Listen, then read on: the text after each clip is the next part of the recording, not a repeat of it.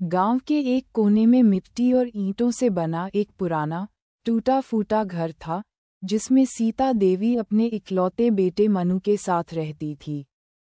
सीता की उम्र 55 से ऊपर हो चली थी, लेकिन उसके चेहरे की झुर्रियों में एक अजीब सी चमक थी, वो चमक जो सिर्फ एक माँ के त्याग और ममता से आती है।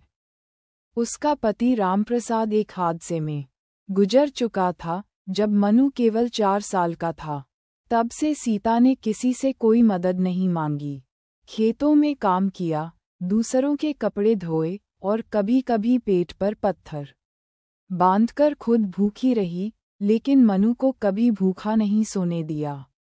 वो कहती, माँ की भूख बेटे के चेहरे की रोशनी में घुल जाती है। मनु बचपन से ही तेज तर्रार था। गांव के मास्टर जी भी उसे सराहते नहीं थकते थे। सीता ने उसकी पढ़ाई में कोई कमी नहीं आने दी। अपनी माँ की दी हुई चांदी की पायल तक बेच दी, ताकि मनु शहर जाकर इंजीनियरिंग कर सके। जब मनु को कॉलेज में दाखिला मिला, तो वो दिन सीता के जीवन का सबसे गर्व भरा दिन था। उसने खुद के हाथों से सिलाई किया झोला मनु को देते हुए कहा, बेटा, इसमें किताबें नहीं, मेरी दुआएं हैं। शहर की रोशनी में मनु ने पढ़ाई की, दोस्त बनाए, नया जीवन जाना। शुरुआत में हर सप्ताह फोन करता, माँ से हालचाल लेता, लेकिन धीरे धीरे सब बदलने लगा। व्यस्तता बढ़ी, कॉल कम हुए, और फिर त्योहारों पर बस पैसों का लिफाफा आना शुरू हुआ।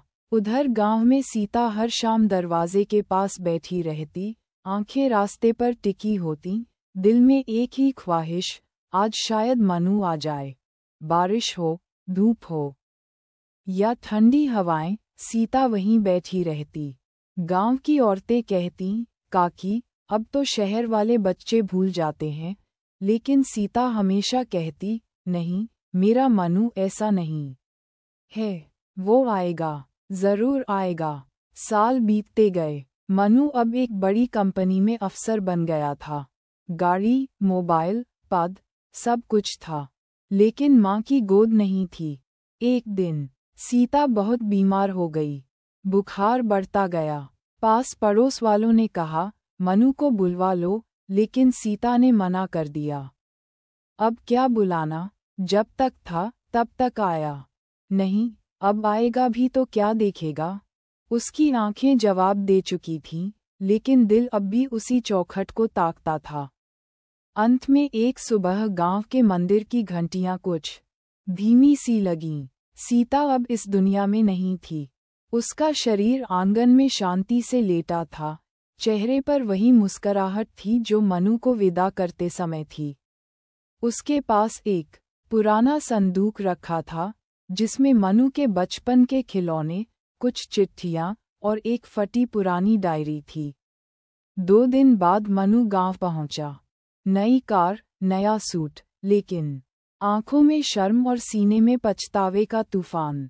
जब उसने घर की चौखट पार की, तो कुछ नहीं बदला था, सिवाय इसके कि अब माँ नहीं थी। उसने जब वो डायरी पढ़ी, उसमें एक आखिरी चिट्ठी थी, सीता की लिखी हुई। ग्रेटर दैन, बेटा, मैं जानती हूँ तू बहुत बड़ा आदमी बन गया होगा। मैं तुझसे नाराज नहीं हूँ, बस तुझे देखने की तड़प थी। अब मैं जा रही हूँ, लेकिन ममता साथ नहीं जाती। अगला जन्म हो तो फिर माँ बनूंगी, पर इस बार तुझसे बस एक ही वादा चाहूंगी, मुझे भूल मत जाना। मनु ने वो चिट्ठी सीने से लगा ली और पहली बार इतना फूट फूट कर रोया जैसे बरसों से रुके आंसू अब समुद्र बनकर बह रहे हों। उसके आंसू उस आंगन की मिट्टी में मिले, जहाँ कभी उसकी माँ ने उसके पैर धोकर मटकी में भरकर रखे थे। अब वो सब खो गया था, और उसके पास सिर्फ पछतावा रह गया। योजक चिन्ह, योजक चिन्ह, योजक चिन्ह। सीख, माँ की ममता शब्दों में नहीं, एहसासों में बसती है। वक्त रहते माँ को समझना और समय देना जरूरी है, वरना पछतावा रह जाता है, जो कभी मिटता नहीं।